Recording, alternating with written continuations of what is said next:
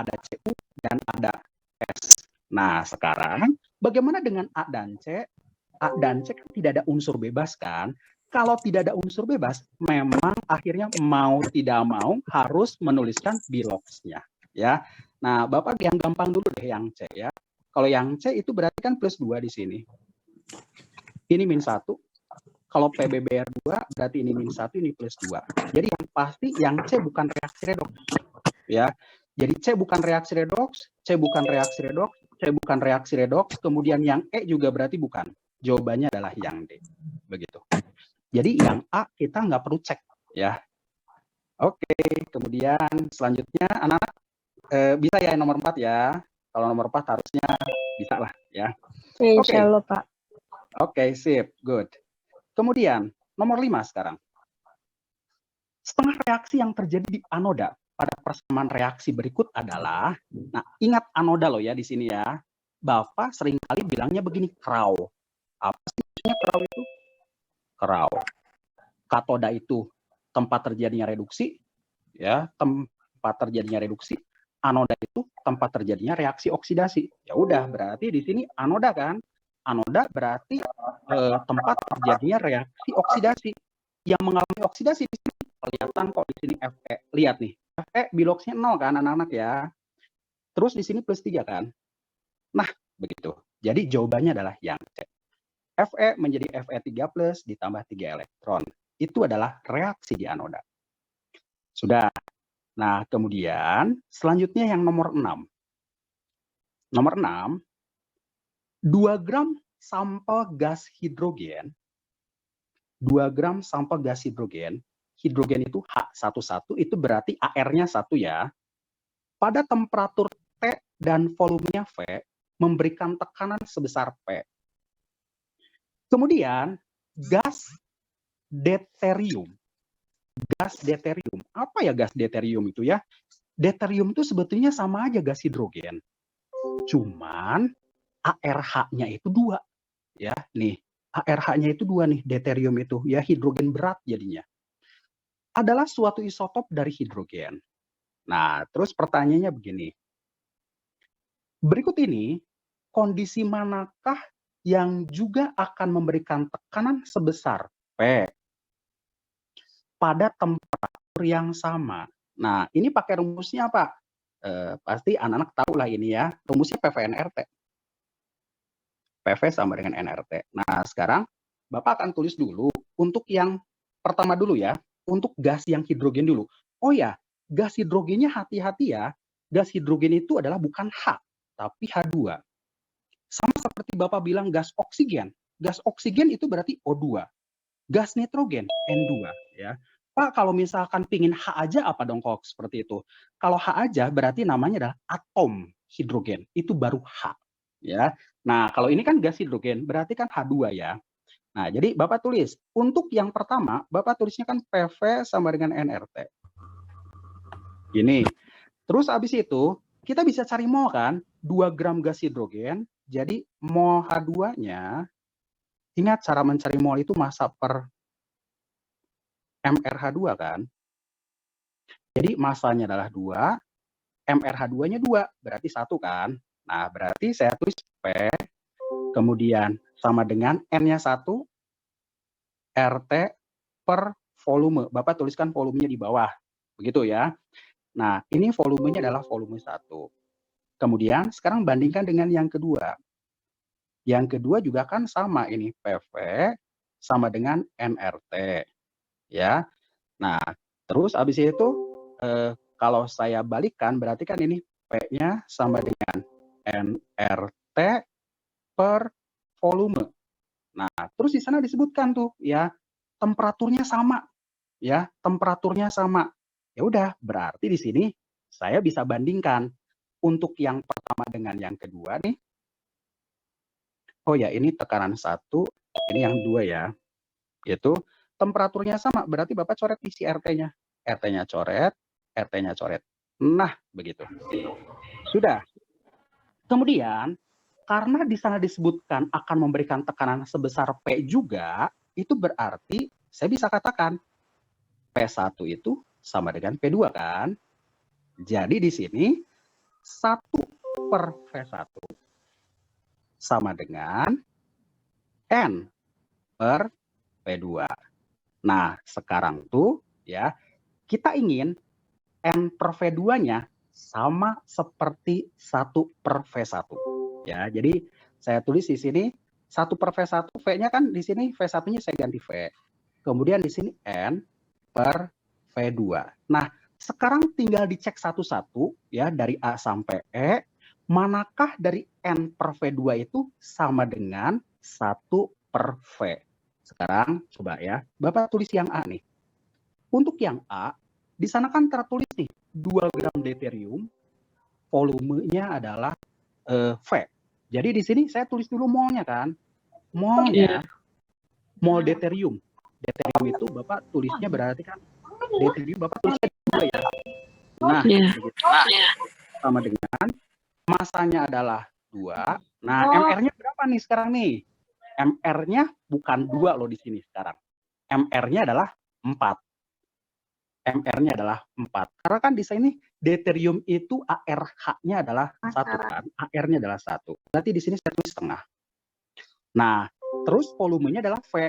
Itu berarti jadinya N-nya adalah setengah, kemudian V2-nya adalah V. Nggak sama ya. Kita menginginkan sekali lagi jadi 1 per V. Kemudian yang B sekarang. Yang B di sana kan 4 gram deuterium volume V per 2. Berarti mol D2 sama dengan 4 per 4 kalau sekarang. Sama dengan 1 kan. Jadi Bapak tulis 1 per, nah volumenya di sini V per 2. V per 2 berarti kan jadinya 2 per V kan. Beda juga. Ingat, saya menginginkan N per V2-nya harus sama dengan 1 per V. Kemudian, sekarang yang C. Yang C yaitu molnya di sini, wah ini campuran nih, ya, ini campuran. 1 gram hidrogen dan 2 gram deuterium. Nah, untuk yang pertama nih, hidrogen, berarti masanya 1, MR-nya 2, jadi setengah. Kemudian ditambah dengan 2 gram deuterium, berarti mol D2 sama dengan 2 per 4. Ini pun setengah. Berarti total mol gasnya adalah 1. Dengan volume adalah V. Berarti 1 per V. Nah, sama kan? Jadi yang untuk tekanan pertama adalah 1 per V di sini, kemudian untuk gas yang kedua adalah 1 per V. Jadi jawabannya adalah yang C. Nah, begitu. Anak-anak, untuk nomor 6 sampai nomor 6 ada pertanyaan sampai sini? Cukup jelas ya? Siap, jelas. Oke, Insyaallah. Sip. Nah, kemudian sekarang nomor 7 nih, ya. Nomor 7. Berikut ini adalah alur nilai PV per RT terhadap P. Ya. Sekali lagi, berikut ini adalah alur nilai PV per RT terhadap P untuk gas ideal, gas dan gas non ideal. Ya, gas ideal dan gas non ideal. Kemudian P adalah tekanan gas, V adalah volume gas, R adalah tetapan gas ideal, dan T adalah temperatur. Dari gas-gas berikut ini, manakah yang menunjukkan penyimpangan paling besar dari sifat gas ideal? Jadi ini adalah grafik gas idealnya datar begini, tapi ini gas yang non ideal. Nah, sekarang Bapak akan kasih tahu dulu apa sih gas ideal itu, ya. Gas ideal itu apa sih? Jadi gas ideal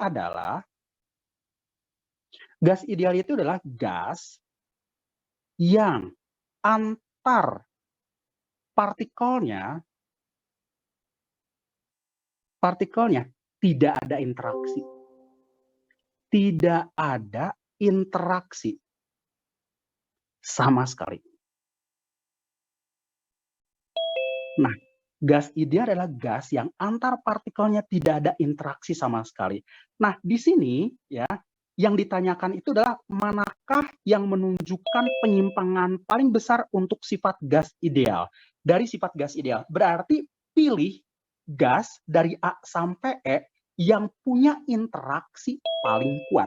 Ya, karena kalau interaksinya paling kuat, itu berarti nanti penyimpangannya paling besar. Nah, sekarang berarti kalian harus tahu di sini ya, gaya antar molekul siapakah di sini yang paling gede? Helium itu berarti kan Bapak tuliskan He. Nitrogen N2, metana CH4, etena C2H4, amonia NH3. Nah, sekarang yang Bapak mau tanya adalah siapa ya di sini yang punya ikatan hidrogen? Biasanya molekul-molekul yang punya ikatan hidrogen itu punya gaya antar molekul yang cukup kuat. Ya, manakah yang punya ikatan hidrogen? Nah, yang punya ikatan hidrogen itu gaya antar molekulnya cukup kuat. Tentu saja amonia.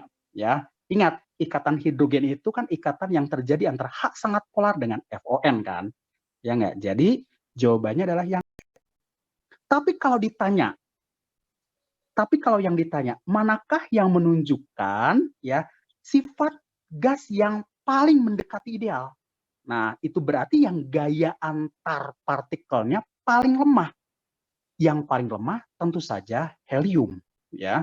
Jadi kalau yang ini paling mendekati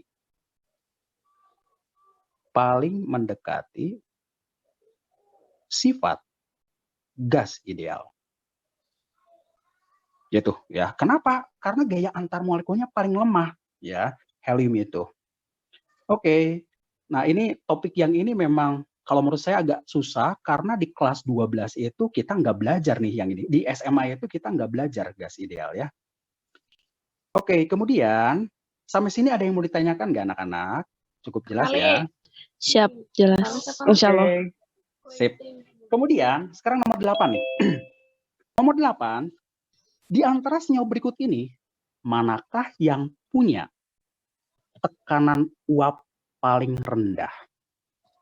Dari senyawa di bawah ini, manakah yang punya tekanan uap paling rendah? Bapak harus jelaskan dulu sedikit mengenai tekanan uap nih. Nah, tekanan uap itu apa sih? Tekanan uap yaitu tekanan yang terjadi, Bapak sambil gambar nih.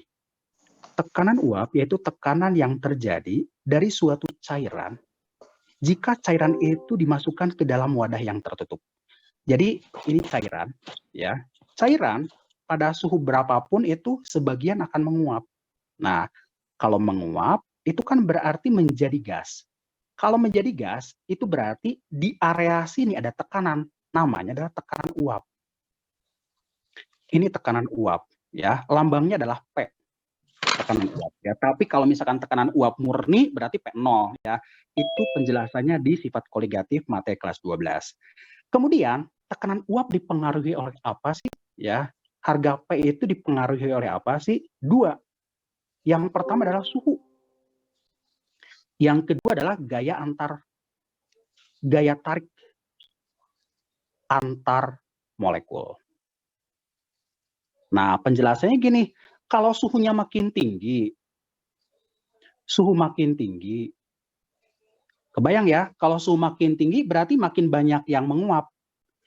Kalau uapnya makin banyak, maka tekanannya pun makin gede. Jadi, sekali lagi, kalau suhu makin tinggi, berarti tekanan uap pun makin tinggi. Gitu, ya. Kemudian, sekarang gaya tarik antar molekulnya nih. Kalau semakin kuat,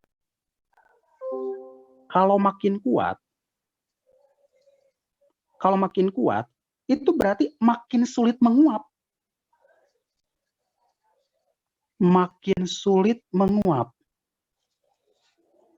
Kalau makin sulit menguap, uapnya kan makin sedikit, ya.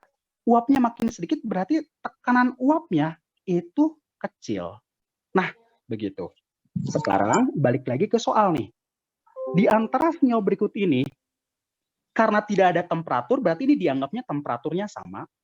Manakah yang punya tekanan uap paling rendah? Ya udah kalian pilih yang punya gaya tarik antar molekul paling kuat di sini, ya. Nah, gaya tarik antar molekul yang paling kuat, ya Bapak milihnya pasti yang punya ikatan hidrogen di sini. Tapi ternyata yang punya ikatan hidrogen ada banyak di sini.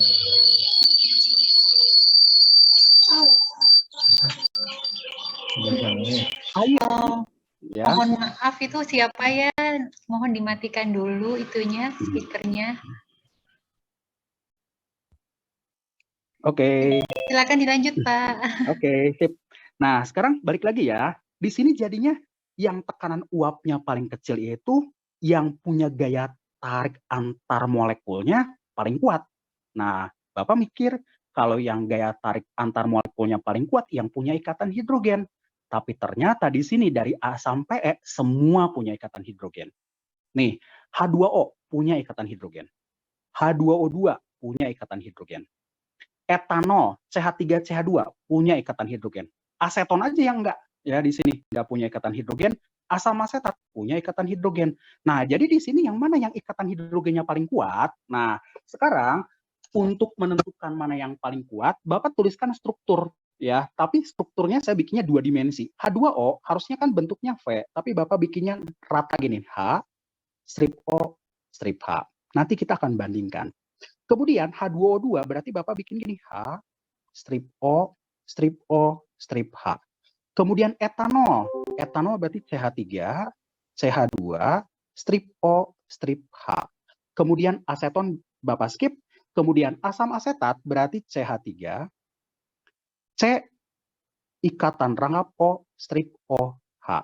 Nah, sekarang yang punya ikatan hidrogen paling kuat, yang H-nya di sana paling polar. Ya, pilih H-nya yang paling polar. Nah, di sini untuk yang pertama nih, untuk air, satu oksigen menarik 2 buah H. Itu berarti H-nya kepolarannya agak kurang. Berbeda dengan yang nomor 2. Nomor 2, oksigennya kan ada 2 di sana. Ingat ya, oksigen itu kan keelektronegatifannya gede. Dia narik elektron tuh kuat banget berarti. Nah, jadi 2 oksigen di sini ya, 2 oksigen ini bisa menarik elektron yang dari 2 buah hidrogen. Kemudian kalau yang C, 1 oksigen menarik elektron dari 1 buah H, begitu juga dengan E. 1 oksigen hanya menarik elektron dari 1 buah H. Jadi kita bisa pastiin yang punya ikatan hidrogen paling kuat adalah H2O2. Kenapa? Karena H di sini itu ya kepolarannya paling tinggi sehingga ikatan hidrogennya paling kuat ya. Jadi jawabannya adalah yang bebek. Gitu. Nah, ini sebetulnya bisa dilihat juga dari harga tekanan uapnya ya. Jadi Bapak udah cek tekanan uapnya, ternyata pada temperatur yang sama tekanan uap dari H2O2 itu memang paling kecil. Begitu ya. Oke, anak-anak sampai nomor 8 nih. Ada yang mau ditanyakan nggak ya? Ini juga cukup rumit kalau menurut saya nomor 8 ya. Kalian sudah belajar ikatan hidrogen tapi tidak sedetil ini kan, ya. Oke, kemudian selanjutnya sekarang nomor 9. Dibandingkan dengan air murni, larutan NaCl itu punya sifat bagaimana? Jadi, kita akan bandingkan H2O sama NaCl. 0,1 molal. Ya. Molar itu ya, mol per liter, molar jadinya. 0,1 molar. pH sekarang. Ya. Anak-anak pasti tahu pH-nya adalah H2O 7. NaCl pun 7. Ya enggak? NaCl kan garam yang berasal dari asam kuat dan basa kuat.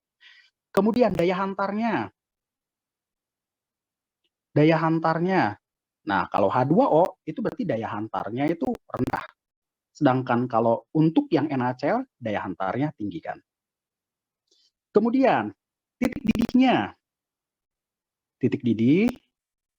Nah, ini materi sifat koligatif. Titik didihnya NaCl relatif lebih tinggi kan daripada air. Jadi ini rendah, ini tinggi. Kemudian titik beku. Nah, kalau titik bekunya H2O lebih tinggi daripada NaCl.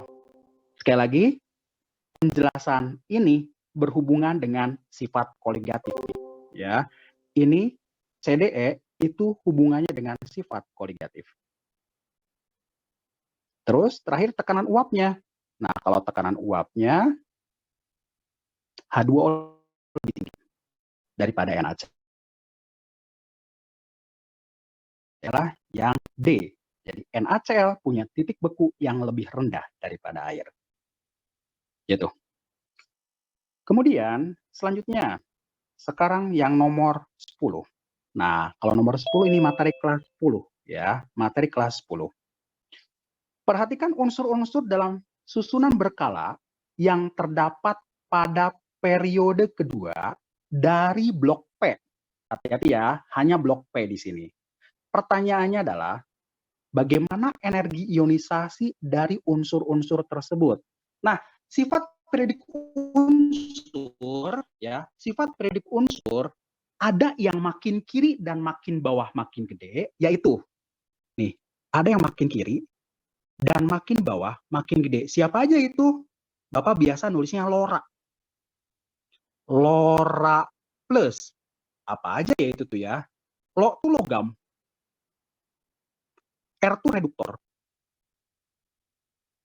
Ra tuh radial.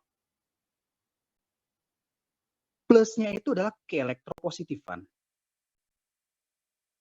Keelektropositifan, kebalikan dari keelektronegatifan. Kemudian ada juga yang makin atas dan makin kanan makin gede, yaitu Bapak bilangnya piano.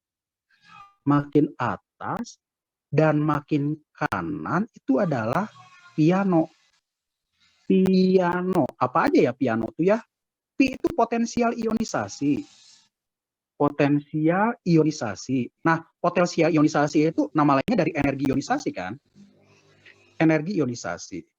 Terus habis itu A itu adalah apa? Afinitas.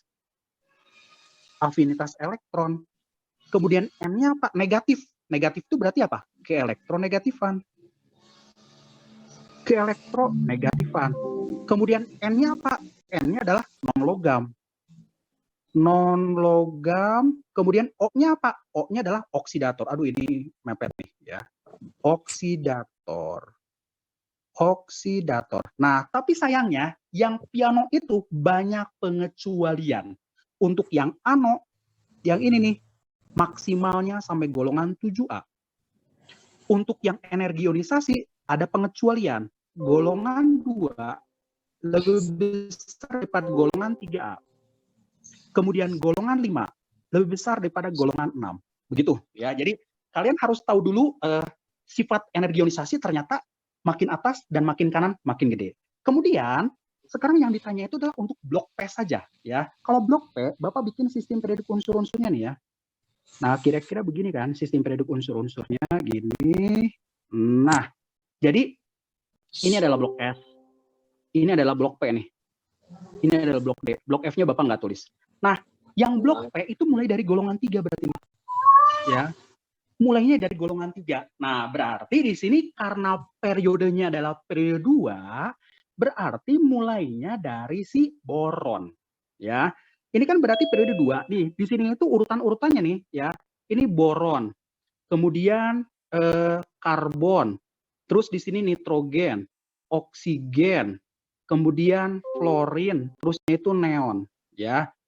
Nah, sekarang berarti di sini ya, karena harus golongan 2 lebih besar daripada 3 dan 5 lebih besar daripada 6, berarti startnya dari boron ya. Dari boron ke nitrogen naik sampai golongan 5 naik. Kemudian kan golongan 5 dengan golongan 6, gedean golongan 5 kan, jadi turun ke oksigen. Kemudian naik lagi dari oksigen ke neon. Begitu. Jadi jawabannya adalah yang E. Anak-anak, untuk yang ini ada pertanyaan nggak ya? Cukup jelas nggak ya dengan penjelasan Bapak nih? Jelas, Pak. Belum Jelas ada yang ya? tanya Oke. Sip. Kemudian, sekarang nomor 11. Berikut ini mengenai radius ion, jari-jari ya ini berarti ya, berturut-turut untuk F-, N3-, P3-, S2-. Urut-urutan yang benar mengenai radius ion tersebut adalah, nah, di sini mungkin anak-anak mikir, kok ini tidak ada nomor atomnya sih? dalam soal biasanya di lembar pertama itu nomor atomnya sudah ada, sistem periode unsur-unsur itu sudah ada. Jadi kalian tinggal lihat sih sebetulnya, ya. Nah, sekarang Bapak bikin gini. F minus, ya. F minus, F itu kan nomor atomnya 9, ya. Nah, kalau F minus total elektron jadi 10 kan? Berarti konfigurasinya Bapak tulis 2,8. Nah, Bapak bikin konfigurasinya ala Niels Bohr ya ini ya, biar sederhana. Kemudian yang kedua adalah N, 3 minus. Nah, N itu kan nomor atomnya 7. Berarti 7 elektron nampung 3 ya, menerima 3 elektron. Itu berarti di sini Bapak bikin sama 28. Kemudian sekarang P 15.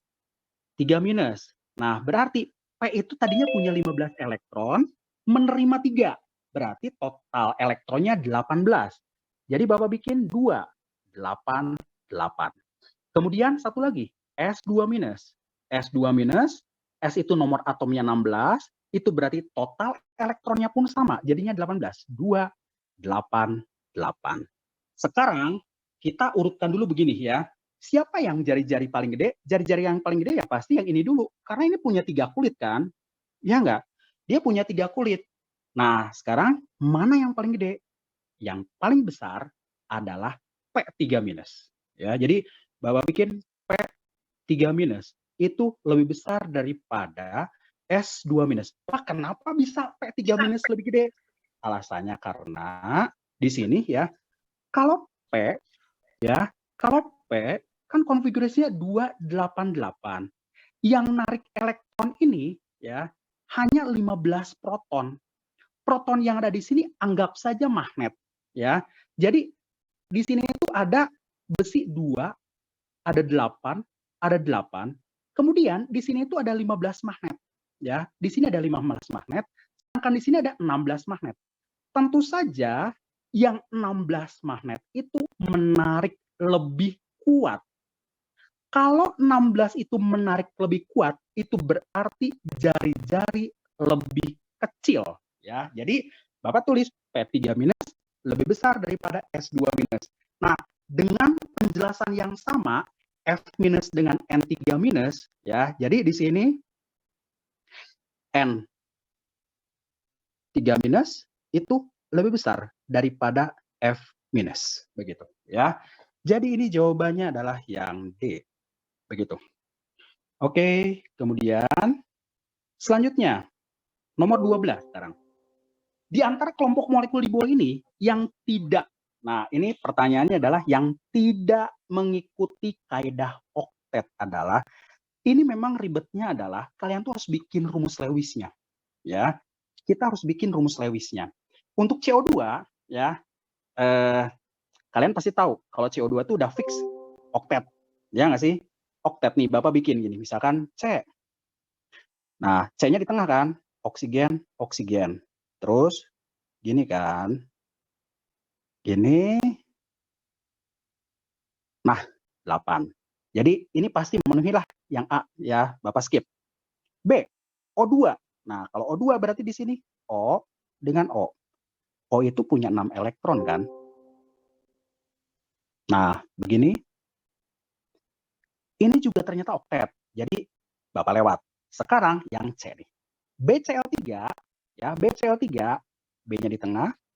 Kemudian Cl, Cl, Cl ya. Nah, total elektronnya berapa sih ini tuh ya? Kalau B kan golongan 3, berarti 3 ditambah Cl itu kan 7, berarti 7 kali 3, totalnya 24. Nah, kalau 24 berarti di sini ini langsung 8, ini 8, ini 8.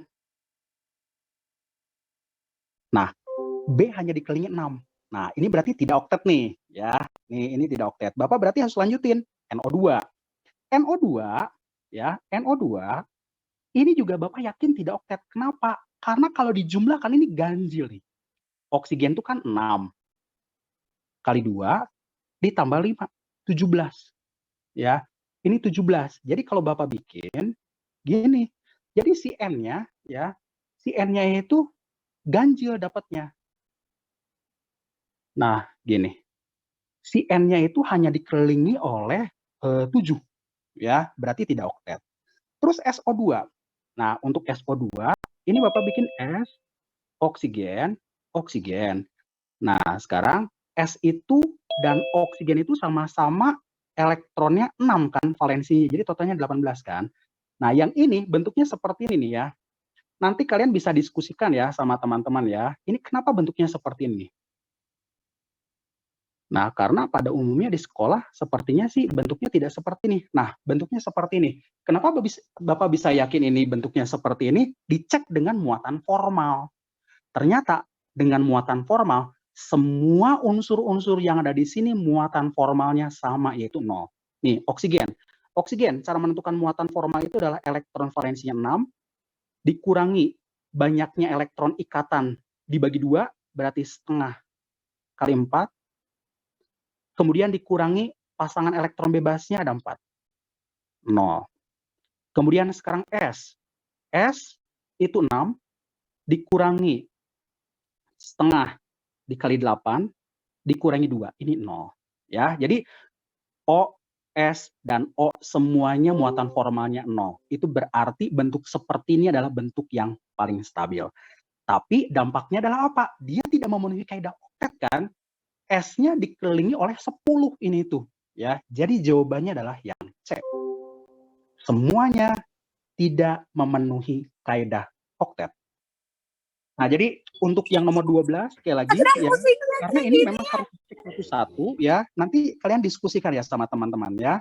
Jadi kenapa ya yang C ya? Kenapa tidak yang D? Kalian bisa bikin tuh ya. Sekarang nomor 13.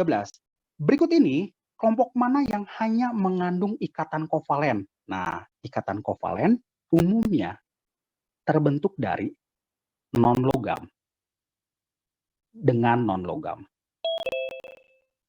Ya, ikatan kovalen umumnya terbentuk dari non-logam dan non-logam. Kenapa Bapak bilang umumnya?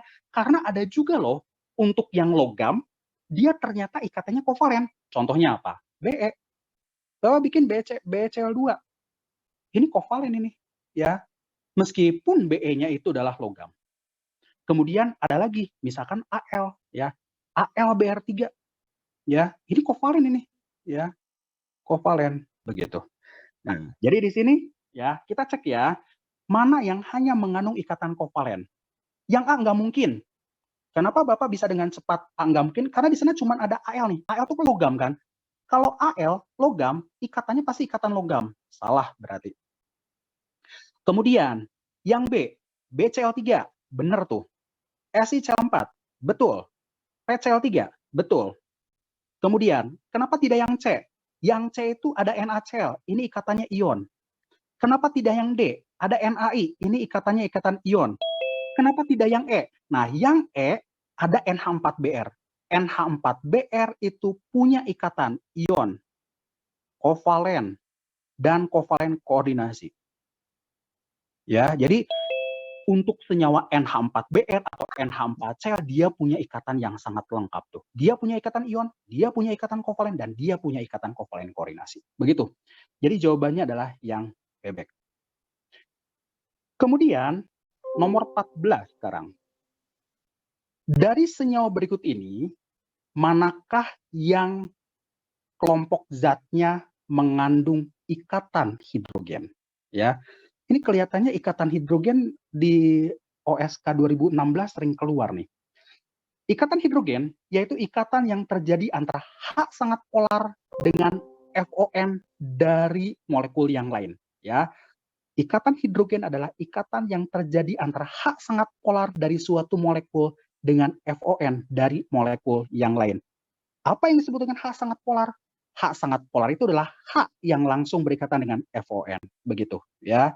Nah, sekarang di sini ya, untungnya ya kita ngeceknya gampang.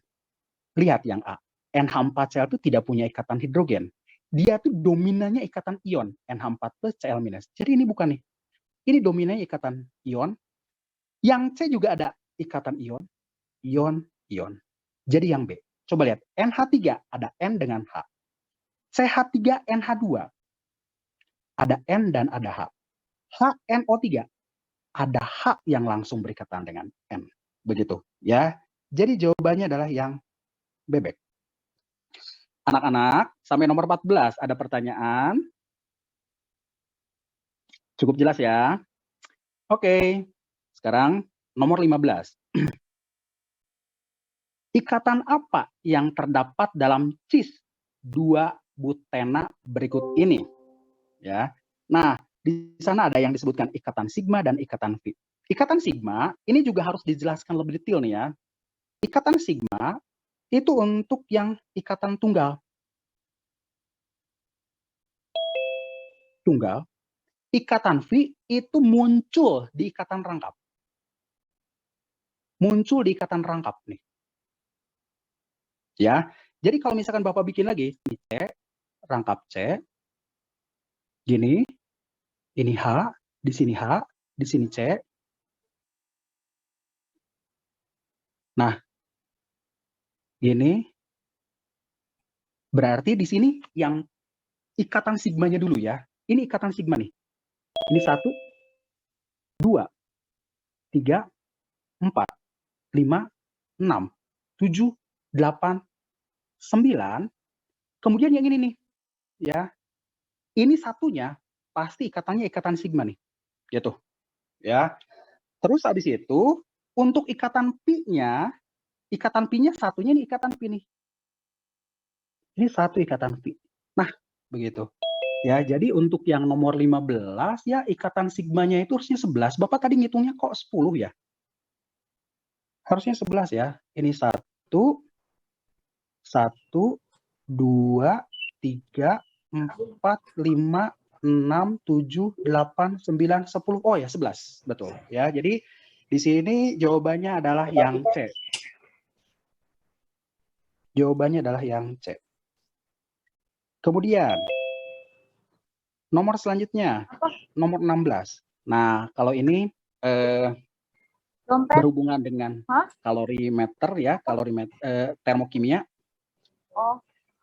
Untuk reaksi berikut, 2P ditambah 3Cl2 membentuk 2PCl3, delta H-nya adalah minus 574. Pertanyaannya adalah berapa mol fosfor yang dibutuhkan? Berapa mol fosfor yang dibutuhkan untuk menghasilkan panas sebanyak 488. Ingat ya di sini ya, kalau ada kata menghasilkan, itu berarti delta H-nya minus loh ya. Kalau ada kata menghasilkan di sini itu berarti delta H-nya adalah minus. Nah, sekarang tinggal begini sih sebetulnya jadinya. Bapak tulis ulang nih, 2P ditambah 3Cl2 menjadi 2PCl3, delta H-nya sama dengan minus 574 kilojoule. Nah, sekarang tuh ya, kita ingin mendapatkan delta H-nya itu minus 488. Kalau menghasilkan kalor sebanyak 488, fosfornya berapa sih? Jadi Bapak tulis X di sini. Ya udah, kita tinggal bandingkan jadinya ya. Jadi kalau 2 mol kalori yang dipancarkan adalah 574, kalau saya punya X, kalori yang dipancarkan adalah minus 488. Setelah saya hitung, X-nya itu adalah 1,7 mol fosfor. Ya, gitu. Jawabannya adalah yang C. Kemudian, selanjutnya nomor 17 sekarang. Perhatikan proses reaksi berikut. Jadi ini ada 3 reaksi ya. Ada 3 persamaan termokimia. Ya, lebih tepatnya bukan reaksi kimia, tapi persamaan termokimia karena di sana ada data delta H-nya. Jadi ini adalah persamaan termokimia yang pertama, ini adalah yang kedua, ini adalah yang ketiga. Pertanyaannya adalah hitung berapa delta H untuk C menjadi E ditambah 3D. Nah, kalau seperti ini kelihatannya sih mudah ya. Jadi tinggal dibolak-balik dan coret-coret kan. C. Ya, pertama kali kita lihat C. C ada pada reaksi mana sih? Reaksi 1 ada, reaksi 2 ada, reaksi 3 ada. Berarti lewat. Sekarang lihat E. Ya, sekarang lihat E. E ada pada reaksi mana sih? E hanya 1, yaitu reaksi 3 saja. Nah, jadi di sini ya, reaksi 3 kita menginginkan E-nya tapi ada di sebelah kanan. sedangkan reaksi 3 ada di sebelah kiri. Berarti di sini saya tulis reaksi 3 dibalik. Reaksi 3 dibalik. Jadinya di sini itu C menjadi E ditambah 4A. Nah, konsekuensinya delta H-nya ya. Ingat nggak? Kalau reaksi dibalik, tanda delta H-nya berubah. Ya, jadi minus 10. Kemudian, sekarang 3D. D ada pada reaksi mana sih? Ya, D ada pada reaksi yang kedua kan? Posisi sama. Jumlahnya pun sama nih, sama-sama 3D. Berarti Bapak tulis di sini reaksi 2 tetap. Reaksi 2 tetap. Jadi 3/2B ditambah 4C menjadi 2A ditambah C ditambah 3D. Delta H-nya sama dengan minus 15 kilojoule. Nah, sekarang yang Bapak belum tulis yaitu reaksi 1 kan? Ya nggak? Kenapa kita butuh reaksi 1? Karena kita tuh tidak ingin muncul A. Nih, kalau cuman reaksi 3 dan reaksi 2 aja, ini kan nanti muncul A nih, ya nggak? Ini 4A, ini 2A. Total A-nya tuh di sebelah kanan ada 6. Itu berarti ya, supaya A-nya hilang, maka kita butuh reaksi 1 untuk menghilangkan 6 mol A tersebut. Jadi, reaksi 1 dikali 3. Ya, dikali 3. Kenapa dikali 3? Coba perhatikan di sini. Jadinya kan 6A menjadi 3/2B ditambah 3C. Delta H-nya itu jadinya adalah plus 15. Nah, Bapak jumlahkan dulu ya ini ya. Jadi ini adalah delta H-nya minus 10. Ya, ini berarti jawabannya adalah yang E. Ya, ini yang E. Nah, sekarang tinggal dijumlahkan. Benar nggak sih kalau Bapak jumlahkan reaksinya seperti yang ditanya? Nih, 6A-nya nih buat nyoret 4A dan 2A ini kan. Iya nggak? Nah, terus habis itu ya udah kalian tinggal turun-turunkan di sini ya. 3/2B ini juga bisa dicoretkan. Jadi C menjadi E ditambah 3D. Terus 4C juga bisa dicoret. Nah, begitu. Sudah. Kalau nomor 17 saya yakin semua kalian pasti bisa, ya. Kemudian nomor 18 sekarang. Nomor 18 zat R dapat bereaksi membentuk produk P1 dan produk P2. Ya, jadi R itu bisa menjadi P1, bisa menjadi P2, ya. Jadi Bapak tulis nih, R bisa menjadi P1, R bisa menjadi P2. Nah, kemudian profil reaksi untuk dua reaksi tersebut ditunjukkan di bawah ini. Kemudian pertanyaannya adalah, dibandingkan dengan reaksi R menjadi P1, maka RP2 adalah bagaimana? Nah, sekarang Bapak akan lihat energi aktivasinya dulu nih di sini ya. Untuk RP2, energi aktivasinya nih, untuk 1, segini. Ini EA1. Sedangkan dari sini ke sini, ini adalah EA untuk yang kedua. Gitu kan? Ya enggak? Nah, berarti energi aktivasinya lebih besar. Apa dampaknya kalau energi aktivasinya lebih besar? Lajunya lebih lambat. Ya, laju lebih lambat. Kemudian, sekarang Bapak akan cek delta H-nya. Untuk delta H-nya, untuk yang P1 kan berarti dari sini ke sini. Ini delta H1. Sedangkan untuk yang kedua berarti dari sini ke sini kan. Ini delta H2. Nah, untuk delta H-nya ya, itu lebih kecil kan jadinya kan. Delta H2 itu lebih kecil ya. Nah, tapi tetap positif kan? Ya enggak? Nah, tetap positif. Jadi, untuk yang delta H-nya ya, dia delta H-nya itu endoterm, tapi dibandingkan dengan reaksi 1 kurang endoterm karena delta H-nya lebih kecil daripada yang pertama. Jadi jawabannya adalah yang D, lebih lambat, dan kurang endoterm. Kenapa lebih lambat? Karena energi aktivasinya lebih gede. Kenapa kurang endoterm? Karena delta H-nya lebih kecil. Begitu. Sudah. Kemudian selanjutnya sekarang yang nomor 19. Anak-anak, sampai nomor 18 tadi ada yang mau ditanyakan tidak? Lancar sejauh ini? Masih lancar, Pak. Belum ada yang chat Oke. kita. Sip. Nah, kemudian nomor 19 sekarang.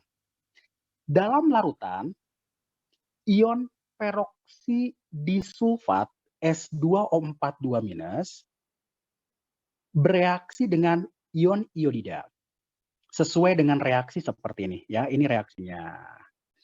Terus, suatu larutan yang disiapkan dengan komposisi 0,05 molar ion S2O42- dan 0,072 molar ion I- dan kemajuan reaksi diamati dengan mengukur konsentrasi I-. Ini lambang konsentrasi anak-anak ya.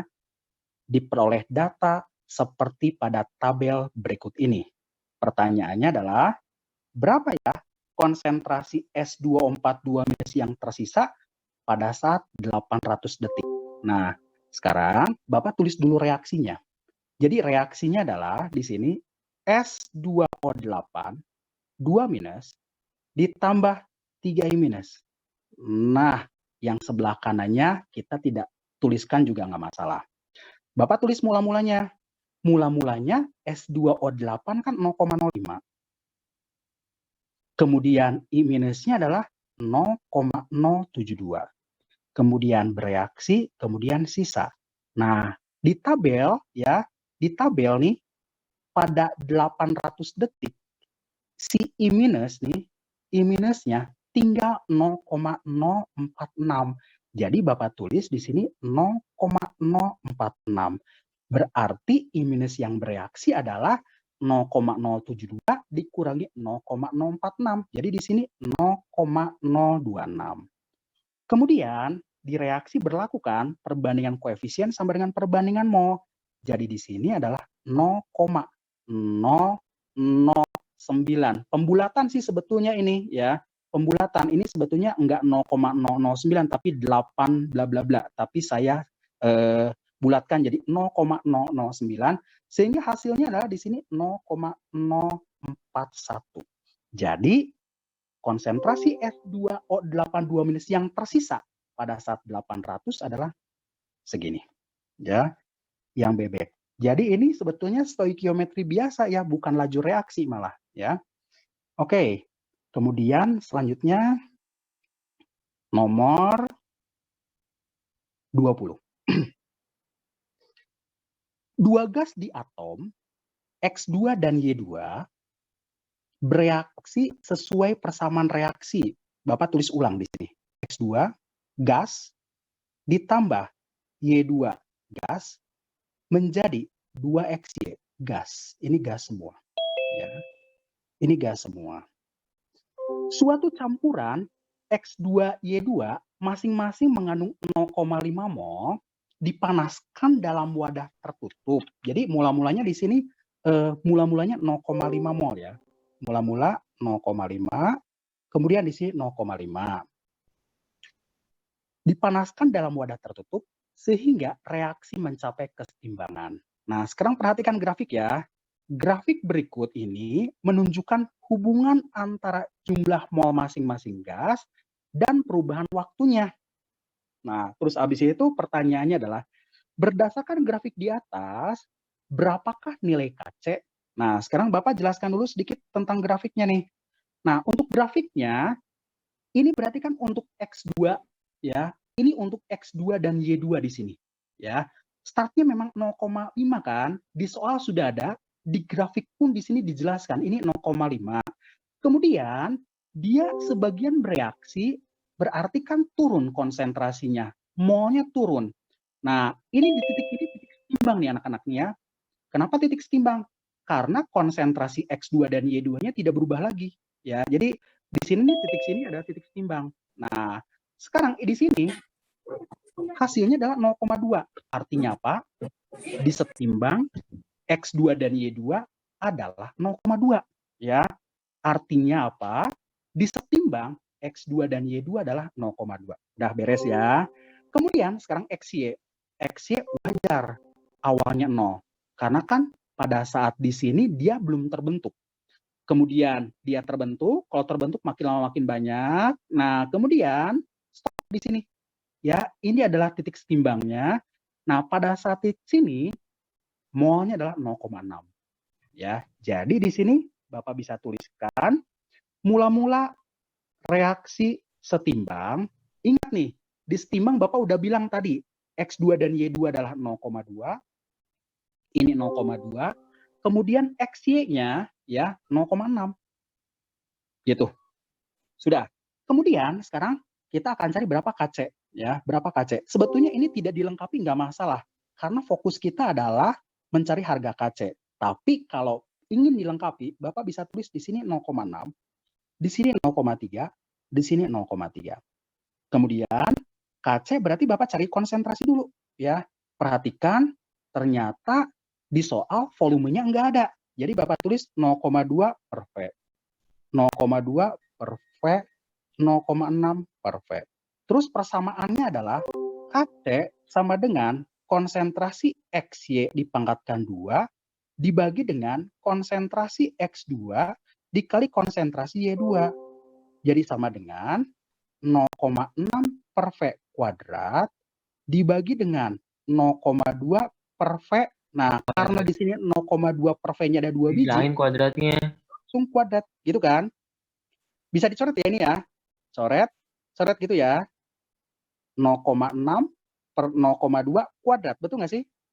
Jadi sama dengan 9. Begitu. Apa kesimpulannya dari sini? Ya, ini kan jawabannya yang C.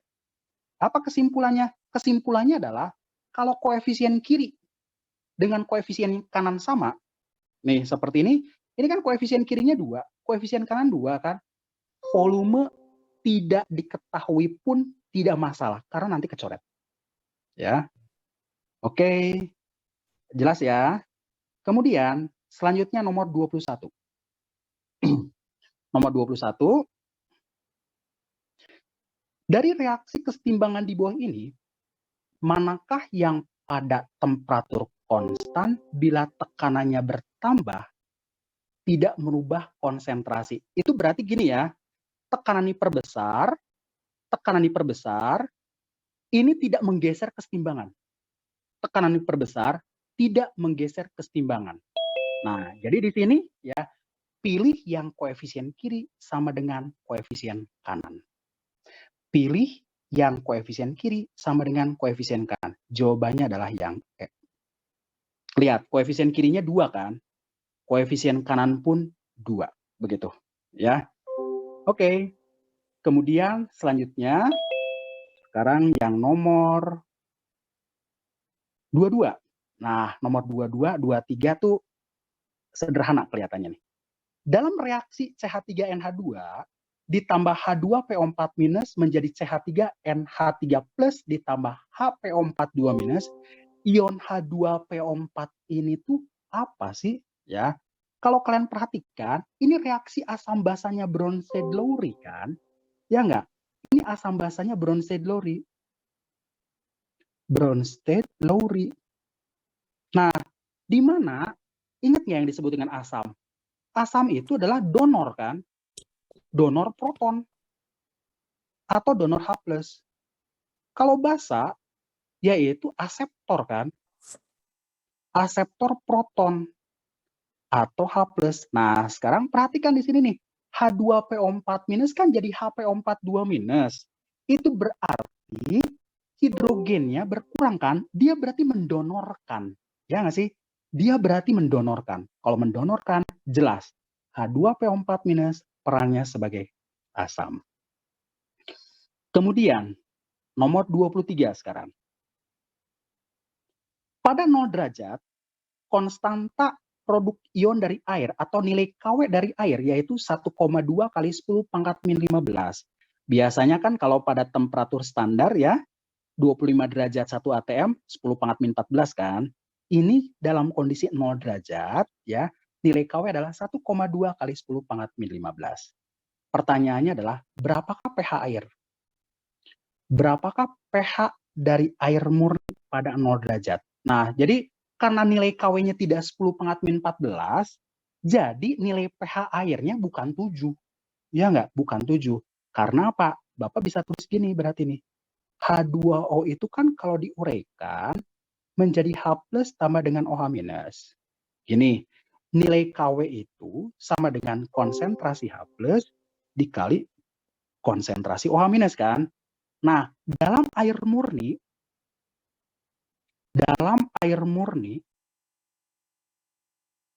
konsentrasi H plus itu kan sama besarnya dengan konsentrasi OH minus kan? Jadi, KW-nya Bapak tulis 1,2 kali 10 pangkat min 15 sama dengan Bapak tulis H plus kuadrat. Ya, jadi H plusnya sama dengan akar 1,2 kali 10 pangkat min 15 begitu. Ya. Jadi ini sama dengan bisa Bapak tulis 12 kali 10 pangkat min 16 kan? Jadi sama dengan 10 pangkat min 8 akar 12. Nah, pH-nya jadinya sama dengan 8 min log akar 12. Jadi sama dengan 7,46. Ini hasil kalkulator ya. Bapak nggak bisa nih ngitung 8 min log akar 12 ya. 7,46. Jawabannya adalah yang D. Kemudian, selanjutnya, nomor 24.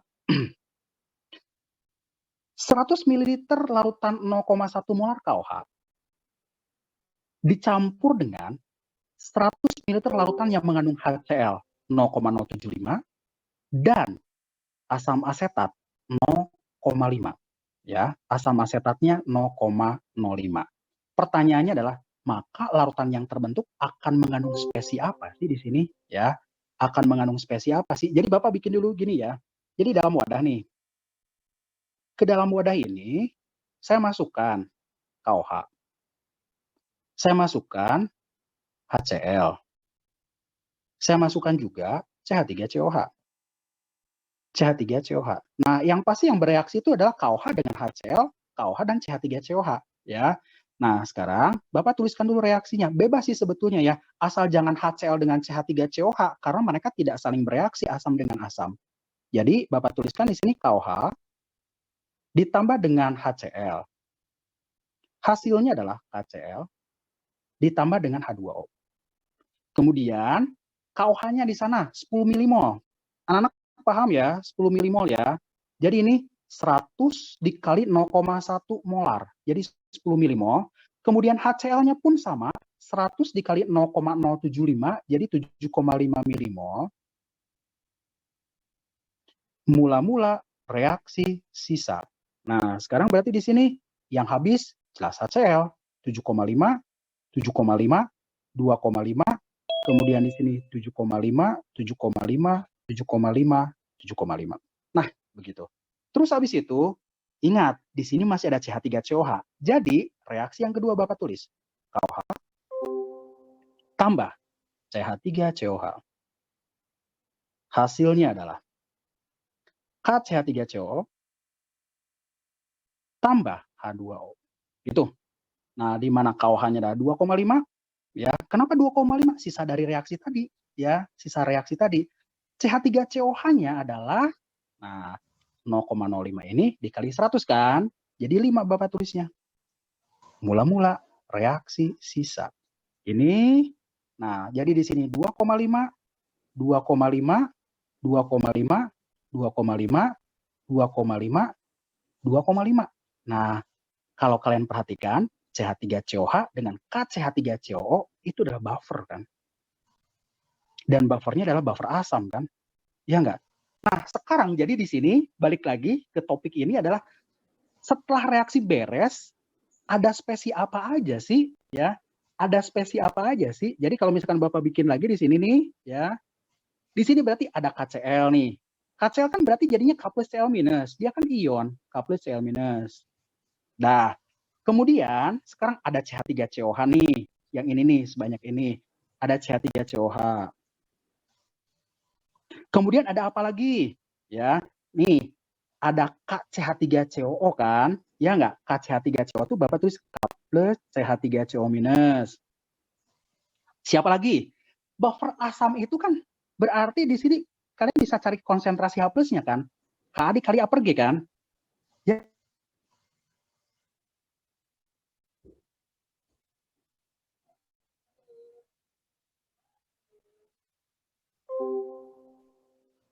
Halo Bapak, Kalau saya punya KCH3CO, ya, kalau saya punya KCH3CO, KCH3CO itu tuh garam yang bersifat basa kan. Jadi sebagian dari KCH3CO-nya itu akan begini nih, terhidrolisis. Nah, CH3CO minusnya ditambah H2O menjadi CH3COH ditambah OH minus. Nah, jadi ada OH minus. Begitu ya. Sebetulnya masih ada satu lagi, harusnya ada air di sini. Nah, begitu ya. Karena di sini itu maka larutan yang terbentuk, ya kan, larutan yang terbentuk akan mengandung spesies apa? Air juga kan terbentuk dia tuh. Begitu. Nah, tapi yang paling mendekati berarti jawabannya adalah yang ya, ada K+, ada Cl-, ada CH3CO-, ada CH3COH, ada H+, ada OH-. Kalau misalkan kalian mungkin nanya, Pak, bagaimana kalau misalkan KOH-nya direaksikan dulu dengan asam asetat? Bisa nggak? Bisa. Bapak sudah buktikan sama persis, ya, sama persis, ya. Jadi ujung-ujungnya mendapatkan spesies model yang E, ya, spesies yang E. Sudah. Ada pertanyaan nggak anak-anak untuk nomor 24 ya? belum Ini ada nomor, Bapak. belum ada ya? Oke. Sip. Kemudian selanjutnya nomor 25 sekarang. 100 ml NaOH mempunyai pH 12. Ditambahkan 900 ml air. pH yang Anda peroleh adalah, Bapak bisa langsung bilang 11. Ya. Nih, ini tuh pengenceran, ya. Pengenceran 10 kali. Ya, ini pengenceran 10 kali. Untuk basa kuat, ya, kalau diencerkan atau basa saja, pasti pH-nya turun, bergerak ke arah 7. Untuk asam, pH-nya naik, bergerak ke arah 7. Maksud Bapak gini, ini 7, ini daerah asam, ini daerah basa. Kalau diencerin, kita menambahkan air, berarti asam, pH-nya bergerak ke arah 7. Berarti asam kalau diencerin pH-nya naik. Kalau basa, kalau bergerak ke arah 7, pH-nya turun. Nah, sekarang di sini ada fenomena menarik sebetulnya. Kalau asam kuat, diencerkan 10 kali, terusnya itu 100 kali, 1000 kali, secara umum 10 N kali. Nah, pH-nya itu gini. Kalau 10 kali, pH-nya naik 1. 100 kali, pH-nya naik 2. 1000 kali, pH-nya naik 3. Dan kalau 10 pangkat N kali, pH-nya naik N. Tapi kalau asam lemah, naiknya setengah-setengah. Jadi ini naiknya setengah, naiknya 1, naiknya 3/2, naiknya setengah N. Sekarang bagaimana untuk basa?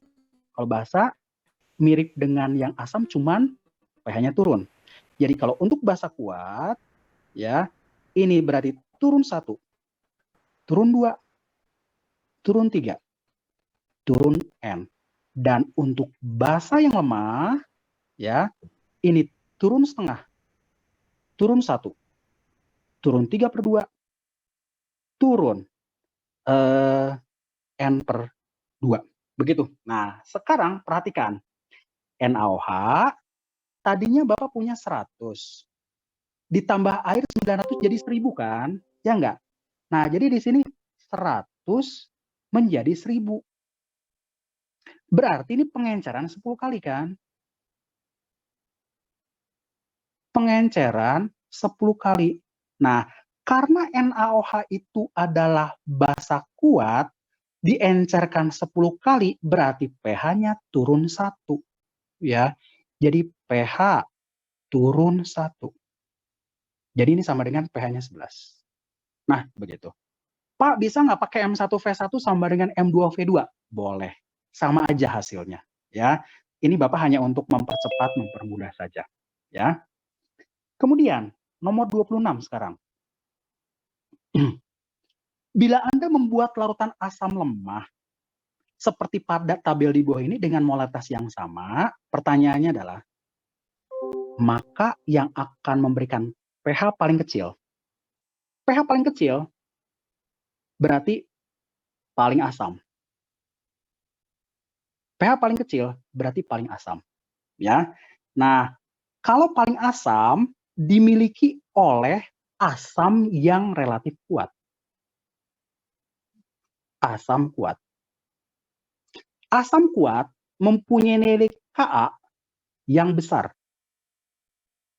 Gitu, ya. Jadi sekali lagi, pH paling kecil itu berarti paling asam. Paling asam berarti pilih asamnya adalah asam yang paling kuat. Asam yang paling kuat itu yang punya Ka-nya paling besar. Pak, tapi di sana adanya pKa. Bapak bisa ganti di sini jadi Ka. Ka-nya berarti di sini kan 10 pangkat min 4,2. Ini 10 pangkat min 9,35. Ini 10 pangkat min 2,57. 10 pangkat min 5,96. 10 pangkat min 3,33. Nah, yang paling besar kan yang ini. Ya nggak? 10 pangkat min 2,57. Ya. Jawabannya adalah yang C. Begitu. Sudah.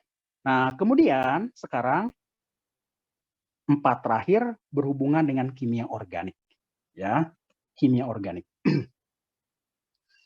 Nomor 27, apa nama senyawa dari alkena berikut ini? Apa nama senyawa alkena berikut ini sesuai dengan urutan IUPAC? Nah, sekarang kan berarti di sini ada cis dan ada trans biasanya ya. Kalau di sekolah kita biasanya ada cis dan ada trans. Tapi kan kalau cis dan trans itu harus ada yang sama kan? Gini nih, Bapak tulis ulang, Bapak ingatkan ulang nih ya. Ini misalkan Bapak punya A, B, B. Ini posisi apa nih? Cis kan? Kemudian, kalau seperti ini, A, B, B. Ini adalah trans kan? Nah, sekarang perhatikan anak-anak. Nggak ada yang sama. Nggak ada yang sama ini. Berarti boleh nggak Bapak pakai cis dan trans? Nggak bisa. Ya, kita nggak bisa pakai cis dan trans. Nah, kita menggunakan istilah lain. Ya, Bapak pakai istilah lain. Yaitu, istilahnya itu adalah E dan Z. E dan Z. E itu adalah istilahnya itu adalah N-Gegen. Ini bahasa Jerman ya, pelafalannya juga Bapak nggak tahu nih, Bapak bahasa Indonesia kan ini berarti. N-Gegen. N-Gegen itu artinya berseberangan. Berseberangan. Mirip trans berarti ini itu. Trans. Kemudian Z-nya itu udah Zusammen. Zusammen. Nah, ini tuh istilahnya bersama-sama. Bersama-sama. Kalau bersama-sama ya berarti mirip-mirip cis lah begitu. Nah, sekarang Bapak bagi dua dulu berarti di sini. Ini ada prioritasnya. Kalau misalkan di sini cuma C dan H, ya, di sini kan berarti cuma C, H, terus di sini H, terus di sini juga C, H, gitu ya. Nah, AR yang lebih besar punya prioritas yang lebih besar, ya. AR lebih besar punya prioritas yang lebih besar. Lebih besar, prioritas besar. Besar. Nah, sekarang jadi kalau misalkan Bapak yang sebelah kiri dulu nih. C dengan H kan berarti di sini nih. Sebentar ya. Ini C, terus ini H. Yang nempel ke C rangkap ini kan berarti ini H, ini C. Berarti yang lebih prioritas siapa? Ini. Bapak lingkari. Ini prioritas berarti. Ini prioritas. Kemudian yang sebelah kanan nih. Sekarang yang sebelah kanan. Nah, kalau yang sebelah kanan, ya hati-hati nih ya. Sebelah kanan ini C, sama prioritasnya. Kemudian di sini H, di sini H. Tapi di sini H yang di sini nih ya diganti sama CH3 kan? Ya enggak? Sedangkan di sini H lagi kan? Jadi kalau Bapak gambar ulang nih di sini jadinya kan gini. C, CH3, di sini H, rangkap C. Nah, di sini nih, ini C, terus di sini H, di sini H, di sini CH2, strip OH. Gitu, paham ya anak-anak ya? Nah, kemudian di sini C, kemudian di sini H. Nah, sekarang di sini berarti CH3, ini CH3. Nah, jadi di sini kalau diperhatikan, yang ini C, satu level karena AR-nya sama. Kemudian ke atas, ini H, ke bawah, sama satu level. Kemudian sekarang ini CH3, tapi ini H. Nah, berarti ini lebih berat dong, ya nggak? Nah, berarti ini yang lebih prioritas. Ini yang lebih prioritas. Jadi, di sini itu yang prioritasnya adalah yang ini. Ya. Nah, kalau prioritasnya berseberangan begitu, berarti awalnya pakai E atau N-gegen. Ya. Nah, kalian tidak tahu namanya pun jawabannya adalah yang E. Karena yang N-gegen cuman yang E. Tapi kalau Bapak bikin namanya apa ya ini tuh? Karena unik loh di sini tuh ya, ada ikatan rangkap dan ada OH nih. Ya, jadi Bapak tulis gini jadinya nih ya. Bapak bikin lurus ya. Bapak bikin lurus jadinya CH3. Kemudian CH rangkap. Kemudian C ya. Setelah itu ke bawah CH. Kemudian CH3. CH3, kemudian CH2, CH2 OH. Nah, gini ya. Ini tuh senyawa alkanol loh ya, karena ada OH-nya. Jadi langkah pertama adalah cari rantai karbon terpanjang, di mana rantai karbon terpanjangnya itu mengikat OH, berarti lurus. Beri nomor dari ujung yang paling dekat dengan OH, berarti Bapak bikin dari kanan. 1, 2, 3, 4, 5. Namanya berarti, ingat tadi Bapak bilang E ya, jadi E, kemudian sekarang cabangnya adalah, cuman ini cabangnya ternyata nih, ya, di nomor 3. Jadi E, strip 3 isopropil, kemudian selanjutnya rangkapnya di nomor berapa sih? Rangkapnya di nomor 3 kan? 3 penten, ya, 3 penten. Nah, Bapak bilangnya enggak 3 pentena loh, karena belum beres nih. 3 penten, terus di nomor 1 ada gugus fungsi OH kan? Jadi Bapak tulis 1O. Nah, begitu namanya. Jadi 3 isopropil, 3 penten, 1O. Ya, nanti berlatih lagi ya ini ya, tata nama model-model seperti ini. Karena di sekolah kita nggak pernah bahas nih model seperti ini. Sudah. Kemudian nomor 28 sekarang. Reaksi berikut ini adalah reaksi apa ya? Bapak uraikan dulu.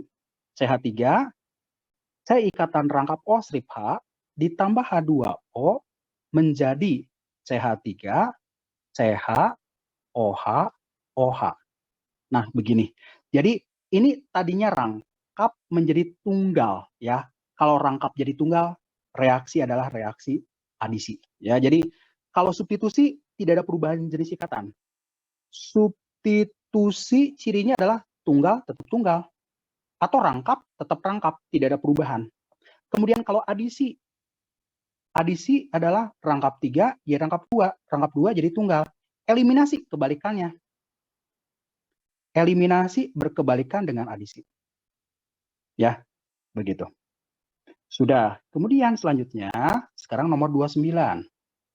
Nah, nomor 29, dalam kimia organik, kestabilan suatu senyawa sangat ditentukan oleh adanya substituen. Ya, oleh adanya substituen.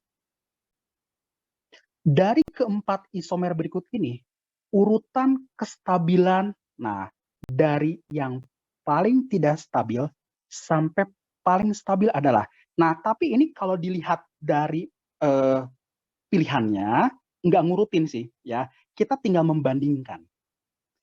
Tapi kalau kita menginginkan urutannya adalah yang paling tidak stabil adalah nomor 1. Kenapa ya nomor 1 ya? Karena di sini ya, karena di sini cabang-cabangnya nih ngumpul di atas nih ya. Ngumpul, kalau ngumpul begini ya, itu berarti tolak menolak antar merekanya kuat. Kalau tolak menolak antar merekanya kuat karena kan berdekatan satu sama lain kan, jadi nggak stabil ya, nggak stabil. Kalau pingin stabil, si cabang-cabang tersebut atau substituen itu harus berjauhan satu sama lain supaya tolak menolaknya itu kecil. Nah, jadi sekali lagi nomor 1 paling tidak stabil. Paling tidak stabil. Nah, kemudian sekarang lihat yang nomor 4.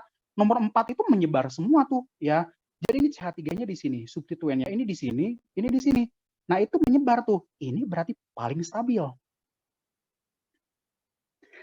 Kalau nomor 2 dan nomor 3 nyaris mirip ya. Karena ini berarti substituennya di atas 2 biji ya. Ini juga di atas 2 biji nih. Kemudian di bawahnya 1 kan. Jadi nomor 2 dan nomor 3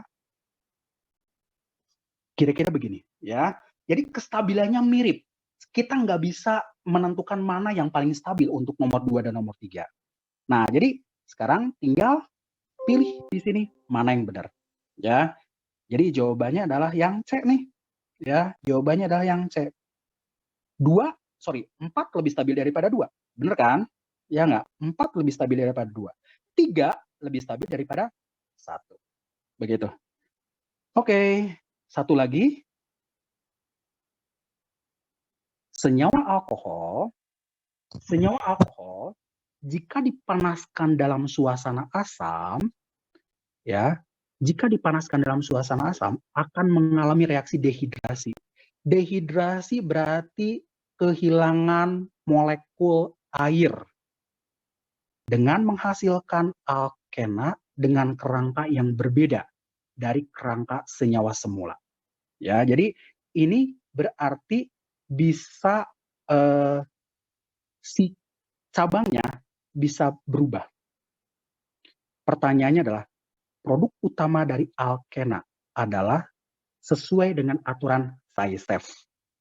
Manakah produk utama dari alkena yang terjadi di bawah ini? Ya, aturan Zaitsev itu kan yang miskin makin miskin kan, ya nggak? Jadi di sini langkahnya adalah di sini CH3, kemudian CH3, kemudian ini adalah CH3. Nah, di sini OH-nya lepas dulu ya, OH-nya diambil. Ingat ya, dehidrasi itu berarti kehilangan molekul air. Nah, Bapak baru ambil OH loh ya di sini ya. Berarti di sini Bapak tulis plus. Nah, kenapa? Karena kan OH-nya keluar ya. OH-nya keluar berarti kan OH itu min kan. Berarti CH-nya di sini plus. Nah, ini tuh namanya karbokation. Karbokation yang paling stabil itu adalah yang tersier. Sedangkan ini karbokation sekunder. Kation sekunder. Nah, supaya stabil, maka ini ditata ulang. Bentuknya adalah jadi begini. CH3, CH3, kemudian di sini CH3, kemudian di sini adalah CH3. Ini adalah plus. Kemudian selanjutnya 1H dilepaskan. Ingat, tadi kan OH. Sekarang 1H-nya lepas jadi H2O. Sehingga hasilnya adalah CH3, CH3 ada ikatan rangkap sekarang. CH3, kemudian di sini adalah CH3. Begitu ya. Jadi jawabannya adalah yang nomor 2. Begitu. Jawabannya adalah yang E. Oke. Habis ya anak-anak. Sampai sini ada yang mau ditanyakan? Silahkan kalau ada yang ditanyakan. Untuk pembahasannya sudah selesai dari Pak Suwanto. Terima kasih Bapak. Sekarang kita tunggu mungkin ada pertanyaan dari siswa-siswi atau dari Bapak Ibu guru yang lainnya. Oke. Nanti ini PDF-nya saya kirim langsung ke grup ya. Baik Pak, terima kasih. Silakan yang mau bertanya, boleh angkat tangan dulu, nanti diaktifkan ininya.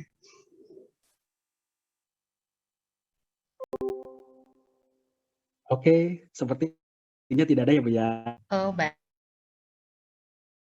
Pak. Baik, kalau tidak ada, terima kasih yang sebesar-besarnya kepada Bapak Suwanto yang berkenan. Ya Pak. Bu, atau mungkin masukan kali Bu, karena kan kita Senin baik, akan Pak. mulai kan. Betul, ini betul, baru Pak. simulasi kan. Betul. Ya enggak? Ya, jadi saya pingin nanti kan hari Senin kita mulai nih. Kita mulai bahas OSK tahun 2017 ya. Nah, nanti setelah itu bagian saya lagi sih sebetulnya.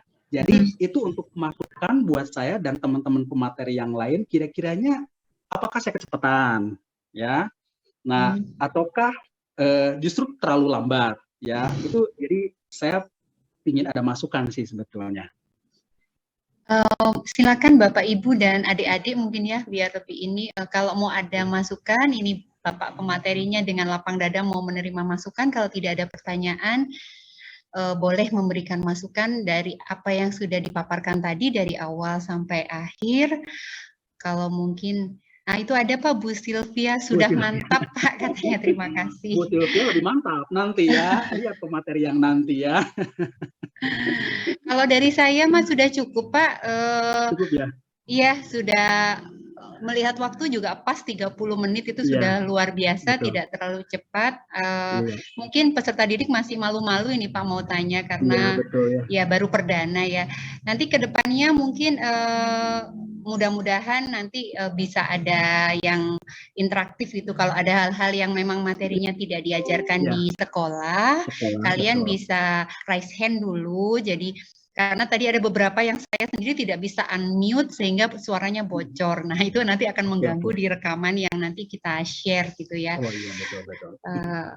Jadi nanti biar tertib, adik-adik kalau masuk room langsung matikan, kemudian nanti kalau mau bertanya raise hand, nah, nanti kami yang akan membukakan gitu ya, host atau co-host yang akan bukakan ini apa itu speakernya begitu.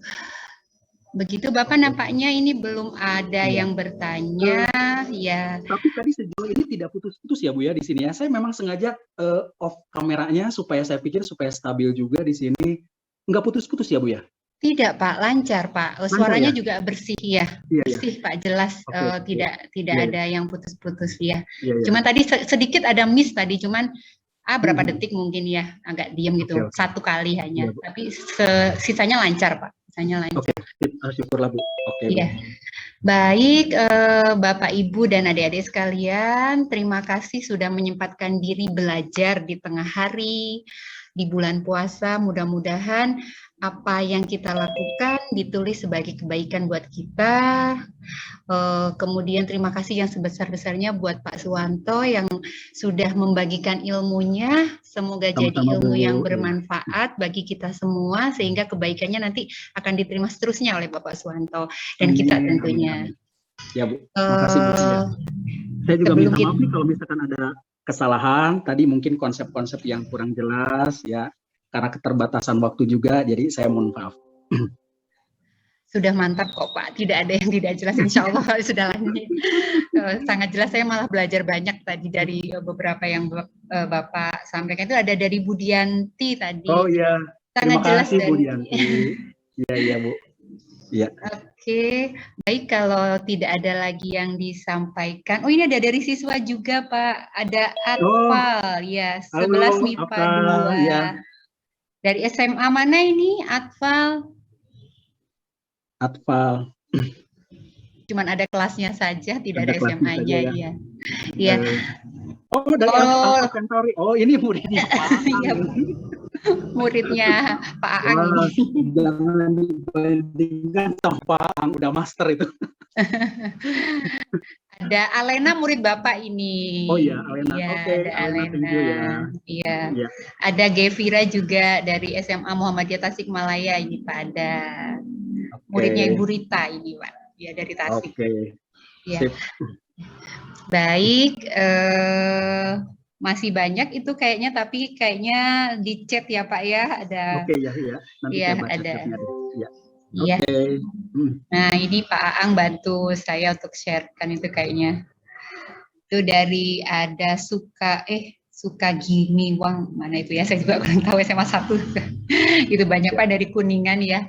Kelihatannya Pak Suwanto untuk hari Senin Mas sudah oke banget.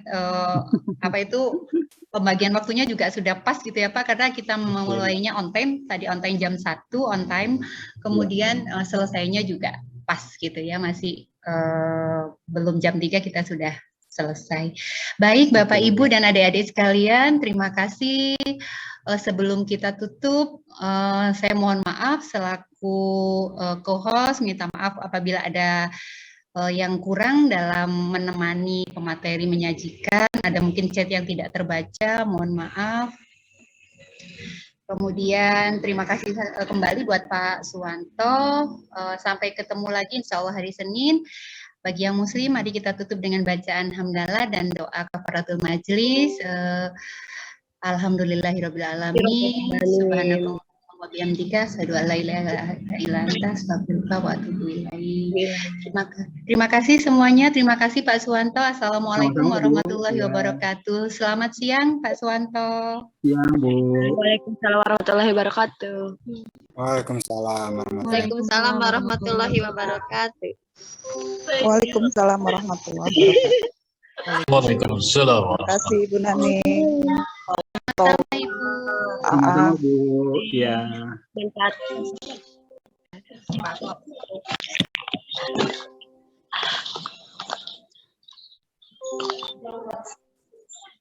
Bisa.